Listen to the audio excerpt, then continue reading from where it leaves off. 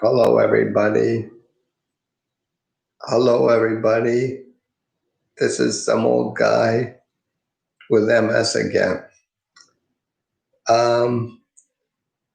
It's 4 o'clock today, so a little bit late, but I just want to say a few more things about my MS journey and actually the cost of some of the drugs. But before we begin, I just want to say a special shout out to my friend that I never met. You know who you are. And a special shout out to all my caregivers that look after me. Anyway, let's begin. When I was describing when I was first diagnosed with MS, this second specialist, he had said he's like 90% sure that I've got MS. Well, I asked him, I said, is there any way to know for sure? And he said, yes, we could do a spinal tap, and that would tell us for sure. And I thought about it a second, and I said, spinal tap, isn't that thing with that great big huge needle? And he says, yes, it is. So I thought about it a bit more, and I says, okay, once you find out for sure, then what? And he says, well, then nothing.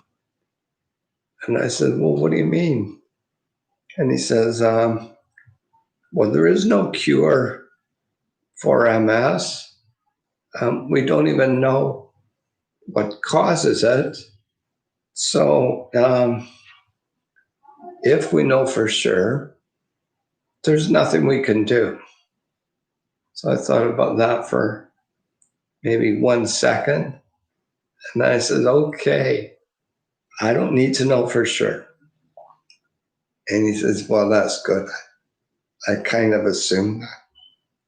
And that was that. Let's see. What was the other thing I wanted to say? Oh, yeah.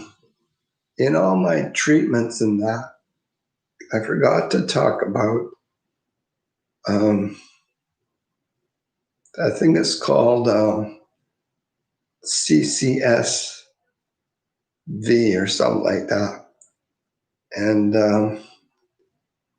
if you know anything about MS, or you follow the MS community, you probably know what I'm talking about.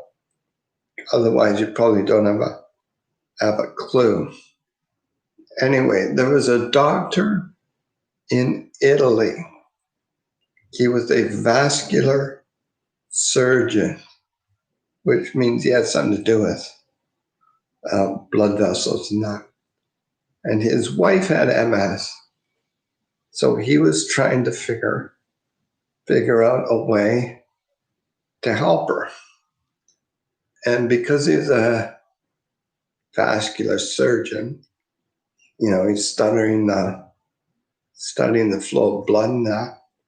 He looked at his wife's blood flow, and he noticed that it was very restricted. I guess probably going into her brain or something. So he did some sort of operation where he expanded the blood vessel, or he made it less restricting, and she improved. And then he did it for a handful of other people in Italy, and they improved.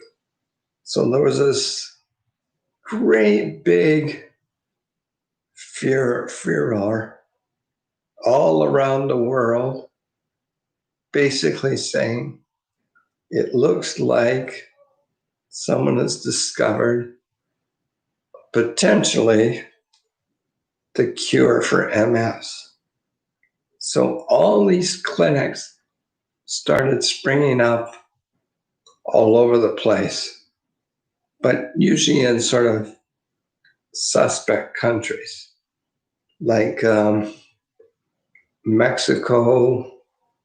I think there was one in Cuba, um,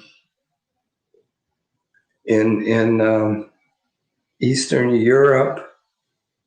I don't remember quite where. And there was a presentation given at the Vancouver Public Library that I went to. There were like 6 people on the panel. I think 4 of them were women that have recovered or thought they'd recovered. There was one doctor with MS that was going to go get the procedure, and I don't know what the rest were. And the women that sort of said they'd recovered, they said that prior to this, they were in wheelchairs and now they were able to walk.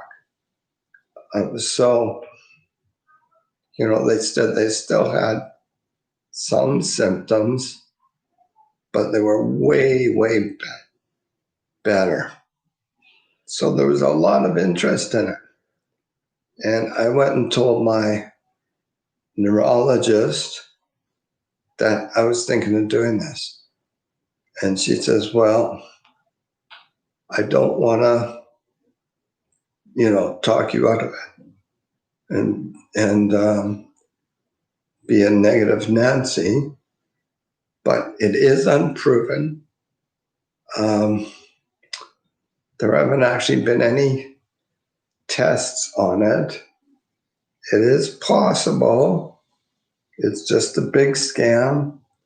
But if you've got your heart set on it, and I understand why, please, can I only suggest you wait until it's in more reputable countries. And she said, I do believe there's a new clinic opening in the States. Why don't you wait for that and go there? So I thought about it, and I said, yeah, that's probably a good idea. I don't want to go to Cuba or Mexico or whatever and get an operation. So I'm not sure if it was that year. I think it was. Irene and I went to Orange County in Los Angeles, where this new clinic had opened. And we were down there for about a week. The whole thing, they had arranged for someone to drive us around in a van. I think they supplied a wheelchair when necessary. There were appointments all over the place before the actual procedure. Like they did an MRI to figure out if I had blockages and where to fix them. So anyway, they said I had 3 blockages. Well, not really bad, but there were 3 areas where blood flow was restricted. 2 in my neck and 1 in my heart. So the day of the procedure, they take me to, it looked like just an office building, but they had an operating OR set up. You know, they wheel me in, transfer me to the operating bed. And what they did is they put a tiny incision in the thigh of my right leg, and they fished this, balloon up my leg, up my chest, and into my neck. Think of that. That's really quite amazing, actually. And then they would, when they got the balloon in position, they would inflate it to expand the blood vessel to clear the blockage. And when they first start doing that, it's incredible pain. And they give you a dose of some really powerful drug, I guess. And then it's not too bad. Then they go to the other one and they start and they give you a dose of this drug again. And it's not too bad. So I had it done in my neck and one place in my heart. And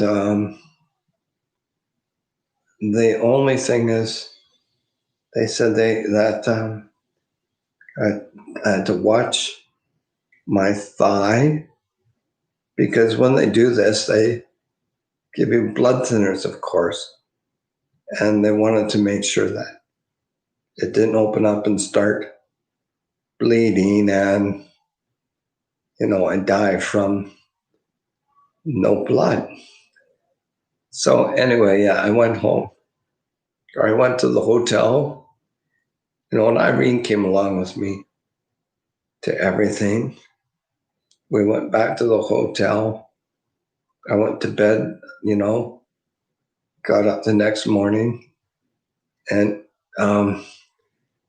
typically what happened with me is my feet would be extremely cold. So that morning, my left foot was warm. And I thought, oh my God, it's working. But by the end of the night, end of the day, everything was cold again and there was no change. So that whole thing cost about 10 grand. So it was basically 10 grand down the drain. So I've done just about everything that you can. Oh yeah, the only other thing I wanted to mention was the price of these drugs. Someone asked me what it cost. Avonex, I had to have an injection every week, and a month's supply cost about $1,500.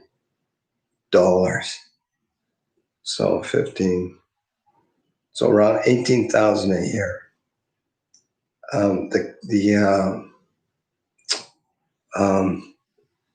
The Copaxone was around the same price, but an injection every day, and it didn't do anything. And the chemotherapy drug was supplied by the MS clinic or the hospital out at UBC. So there was no obvious cost, no cost to me. And the way that worked was I go out to the MS. I go to the hospital at UBC. They'd hook up a IV drip for me. I'd be there about an hour getting this drip and then come home. And the chemical going into me, it looked like Tidy Ball. It was bright, bright, bright blue. And of course, at home, when I urinated, everything came out white or yellow, like normal. So anyway, yeah, I didn't like that. Anyway, that's a little bit more about MS and what I've done and treatments I've done and the overall costs. So with the MS drugs that I had to pay for, I think I paid the first 5,000, and then the government picked up the rest. Anyway, that's it for now. I hope to do another stream tomorrow, and maybe we'll start getting into investing. Okay. Talk to you later. Communication over.